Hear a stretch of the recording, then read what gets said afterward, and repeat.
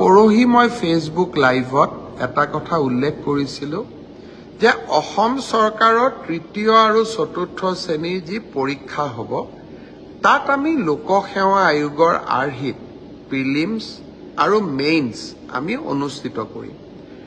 দুই এজন ব্যক্তিয়ে মোক জনাইছে যে পৰীক্ষাত নতুন নিয়ম এই বছৰ কৰিব নালাগে, কাৰণ আৰু যিহেতু 2 মাহ আছে, গতিকে আমি পুৰণা বা আগৰবাৰৰ দৰে পৰীক্ষা পতাটো উচিত হ'ব। আমাৰ চৰকাৰখনে সদায় ৰাইজৰ কথা শুনিবৰ বাবে চেষ্টা কৰে, কাৰণ আমি বিশ্বাস কৰোঁ লাও যেনেকৈ পাতৰ তলত থাকে, চৰকাৰো ৰাইজৰ তলত থাকে, ৰাইজৰ ঊৰ্ধত নহয়। যিসকলে মোক এই পৰামৰ্শটো দিছিল, দুই এজনে অলপ গালিগালাজো কৰিছে আৰু কিছুমানে ভালকৈ পৰামৰ্শটো দিছে। গালিগালাজ কৰা সকলকো মোৰ মৰম জনাইছোঁ আৰু ভালকৈ কোৱা সকলকো মোৰ সন্মান জনাইছোঁ।